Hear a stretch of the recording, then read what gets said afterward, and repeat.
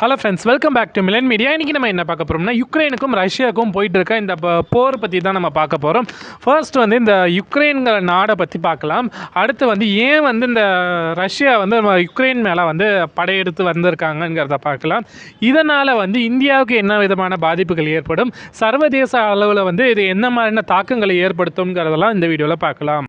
Ukraine வந்து பார்த்திங்கன்னா ஐரோப்பிய கண்டத்தில் இருக்கக்கூடிய ஒரு நாடு. இந்த நாடு வந்து பார்த்திங்கன்னா 1991 சோவியத் யூனியன் உடைந்த பிறகு வந்து சோவியத் யூனியன்லேருந்து பிரிந்து வந்த ஒரு நாடு. அப்பத்துலேருந்து இப்போ வரைக்கும் வந்து பார்த்திங்கன்னா ரஷ்யாவுக்கும் யுக்ரைனுக்கும் வந்து நிறைய விஷயத்தில் வந்து கருத்து வேறுபாடுகள் வந்து இருந்துச்சு. கடந்த ஒரு மாதமாக வந்து ரஷ்ய படைகள் வந்து யுக்ரைன் எல்லையில் வந்து குவிக்கப்பட்டுக்கிட்டே இருந்துச்சு. இந்த நிலைமையில் தான் நேற்று வந்து பார்த்திங்கன்னா ரஷ்யா வந்து யுக்ரைன் மேலே வந்து போர் தொடுத்திருக்காங்க. ரஷ்யா வந்து யுக்ரைன் மேலே படையெடுக்கிறதுக்கான காரணம் என்னன்னு பார்த்தீங்கன்னா, யுக்ரைன் வந்து நாட்டோன்னு சொல்லப்படுகின்ற ஒரு அமைப்பில் வந்து உறுப்பினர் ஆகிறதுக்கான சில முயற்சிகள் வந்து ஒரு சைடு போயிட்டு இருந்துச்சு.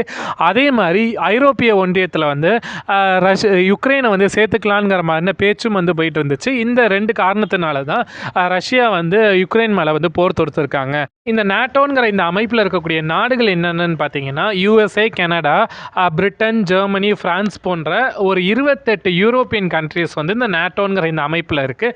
இந்த நாட்டோங்கிற இந்த அமைப்பில் இருக்கக்கூடிய நாடுல ஏதாவது ஒரு நாட்டில் வந்து வேற ஒரு நாடு வந்து படையெடுத்து வந்துச்சுன்னா, இந்த நாட்டோன்னு இருக்க இந்த அமைப்பில் இருக்கக்கூடிய நாடுகள் மற்ற நாடுகள்லாம் வந்து அந்த நாட்டுக்கு வந்து ஹெல்ப் பண்ணும். இதுதான் வந்து இந்த நாட்டோங்கிற இந்த ஆர்கனைசேஷனோட ஏம். இந்த அமைப்பில் வந்து பார்த்திங்கன்னா யுக்ரைனையும் வந்து சேர்த்துக்கலாங்கிற மாதிரினா ஒரு முயற்சிகள் வந்து போயிட்டு இருந்துச்சு. இந்த நாட்டோங்கிற இந்த அமைப்பில் வந்து யுக்ரைனையும் வந்து சேர்த்துட்டாங்கன்னா, நாளைக்கு வந்து ரஷ்யா வந்து இந்த நாட்டோங்கிற இந்த படை மூலியமாக யுக்ரைன் வந்து எதிர்த்து நின்றுச்சுன்னா என்ன பண்ணுதுங்கிற காரணத்தினால தான் நாட்டோங்கிற இந்த அமைப்பில் வந்து யுக்ரைன் வந்து சேரக்கூடாதுன்னு சொல்லிட்டு ரஷ்யா தொடர்ந்து வலியுறுத்திட்டு இருந்தாங்க. இதனால தான் வந்து யுக்ரைன் மேலே வந்து ரஷ்யா வந்து இப்போ போர் தொடுத்திருக்காங்க. இந்த ரஷ்யாவுக்கு வந்து இப்போ ஆதரவாக வந்து எந்தெந்த நாடுகள் இருக்குன்னு பார்த்தீங்கன்னா, சைனா வந்து ரஷ்யாவுக்கு வந்து சப்போர்ட் பண்ணுறாங்க. அதே மாதிரி பாகிஸ்தான் வந்து ரஷ்யாவுக்கு வந்து இப்போ சப்போர்ட் பண்ணுறாங்க. யுக்ரைனுக்கு ஆதரவாக எந்தெந்த நாடுகள் இருக்காங்கன்னு பார்த்தீங்கன்னா, இந்த நாட்டோ படையில் இருக்கக்கூடிய அனைத்து நாடுகளும் வந்து யுக்ரைனுக்கு ஆதரவாக இருக்காங்க. அதே போல் ஜப்பான் போன்ற நாடுகளும் வந்து யுக்ரைனுக்கு ஆதரவாக இருக்காங்க. இந்தியாவோட நிலைப்பாடு என்னன்னு பார்த்தீங்கன்னா, ரெண்டு சைடுமே இல்லாமல் ஒரு நியூட்ரலான ஒரு நிலைப்பாடில் தான் இந்தியா வந்து இருந்துகிட்டு இருக்காங்க. ஏன்னா இந்தியா வந்து பார்த்திங்கன்னா ரஷ்யா கூட வந்து பல ஆண்டுகளாக வந்து நட்பு நாடுகளாக வந்து ரெண்டு நாடுகளும் இருந்துகிட்ருக்கு. இதன் காரணமாக வந்து யுக்ரைனையும் வந்து நம்ம விட்டு கொடுத்துட முடியாது. அதனால இந்தியா வந்து பார்த்திங்கன்னா ரெண்டு சைடும் வந்து சப்போர்ட் பண்ணாமல் ஒரு நியூட்ரலாக ஒரு ஸ்டாண்ட் ஒன்று எடுத்திருக்காங்க. ரஷ்யா வந்து என்ன சொல்லியிருக்காங்கன்னா, யுக்ரைனை வந்து நீங்கள் சரண்டர் ஆகிட்டிங்கன்னா நாங்கள் வந்து உங்களை விட்டுருவோங்கிற மாதிரி சொல்லியிருக்காங்க. ஏன்னா ரஷ்யாவோட மிலிட்ரி பவர் வந்து பார்த்திங்கன்னா ரொம்பவே அதிகம் யுக்ரைனை கம்பேர் பண்ணும்போது. ரஷ்யன் ஆர்மியில் வந்து பார்த்திங்கன்னா பல லட்சம் சோல்ஜர்ஸ் வந்து இருக்காங்க. ஆனால் யுக்ரைனில் வந்து அப்படி கிடையாது. யுக்ரைன் வந்து பார்த்திங்கன்னா யூரோப்பியன் கான்டினென்ட்டில் இருக்கக்கூடிய ஒரு ஏழ்மையான ஒரு நாடுன்னு சொல்லலாம். இப்போ வந்து யுக்ரைனில் வந்து என்ன பண்ணுறாங்கன்னா, கவர்மெண்ட் வந்து என்ன டிக்ளேர் பண்ணியிருக்காங்கன்னா, மக்கள் யார் வேணாலும் வந்து செல்ஃப் டிஃபென்ஸ்க்காக வந்து ஆயுதங்கள் வச்சுக்கலாம். அந்த ஆயுதங்கள் வந்து இப்போ கவர்மெண்ட்டே வந்து சப்ளை பண்ணுறதா சொல்லியிருக்காங்க. யுக்ரைனில் வந்து பார்த்திங்கன்னா அடுத்த 30 நாட்களுக்கு வந்து எமர்ஜென்சி வந்து டிக்ளேர் பண்ணியிருக்காங்க. நாட்டில் இருக்கக்கூடிய மக்கள் வந்து தேவையற்ற காரணங்களுக்காக வெளியில் வர வேணாங்கிற மாதிரி சொல்லியிருக்காங்க. ஏடிஎம்களில் வந்து ஒரு நாளைக்கு வந்து இவ்வளோ அமௌண்ட் தான் வந்து பணம் எடுக்கணுங்கிற மாதிரி லிமிட்டேஷன்ஸ்லாம் வந்து செட் பண்ணியிருக்காங்க. மக்கள் வந்து வெளியில் வந்து குண்டு வந்து ரஷ்யா வந்து போட்டுட்ருக்க காரணத்தினால நிறைய மக்கள் வந்து மெட்ரோ ட்ரெயின் சப்வேஸ்லையும் நிறைய பதுங்கு குழிகள்லையும் வந்து தஞ்சம் அடைஞ்சிருக்காங்க. நிறைய பேர் வந்து பார்த்திங்கன்னா அந்த பேஸ்மெண்ட்டில் போய் வந்து தஞ்சம் அடைஞ்சிருக்காங்க. யுக்ரைன் வந்து ரஷ்யாவை ஃபேஸ் பண்ணுறதுக்கு வந்து இந்த நாட்டோ படையினர் வந்து ஹெல்ப் பண்ணாங்கன்னு கேட்டிங்கன்னா கிடையாது.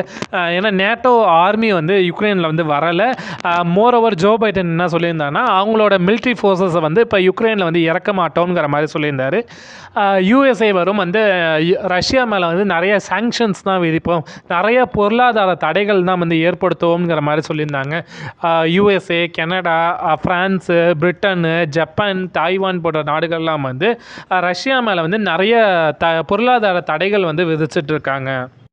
நேற்று வந்து இந்திய பிரதமர் திரு நரேந்திர மோடி அவர்கள் வந்து ரஷ்ய அதிபர் புதினை வந்து காண்டாக்ட் பண்ணி பேசியிருந்தாங்க. அந்த பேச்சில் வந்து என்ன சொல்லியிருந்தாருன்னா, போரை வந்து நிறுத்துங்க, பேச்சுவார்த்தை மூலியமாக இந்த பிரச்சனைக்கு வந்து தீர்வு காணலாங்கிற மாதிரி இந்திய பிரதமர் வந்து சொல்லியிருந்தார்.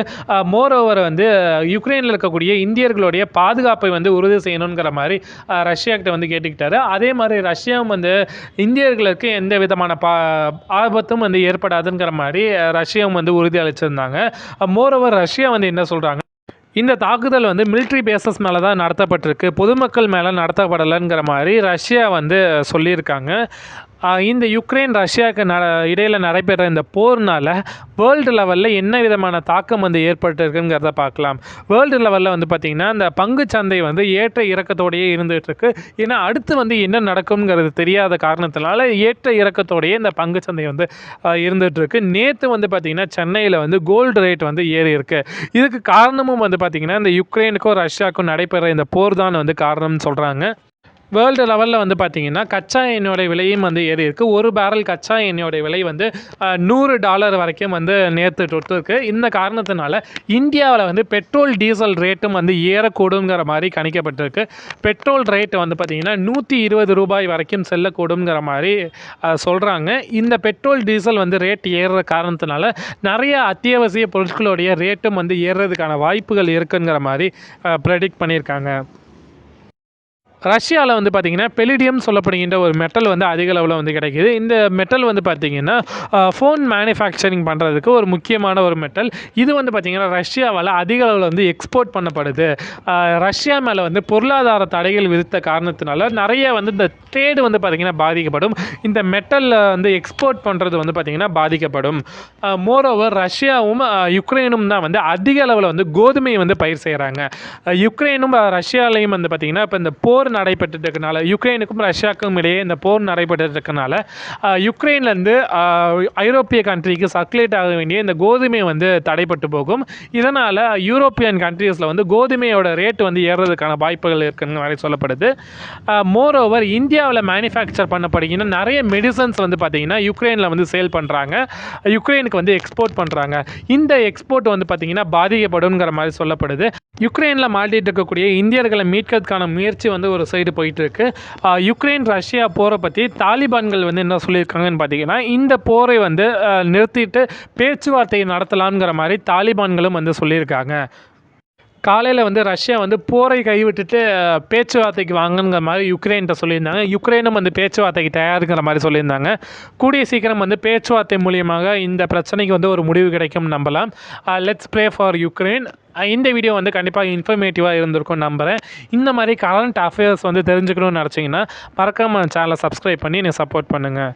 இந்த வீடியோவை முழுமையாக பார்த்த அனைவருக்கும் நன்றி.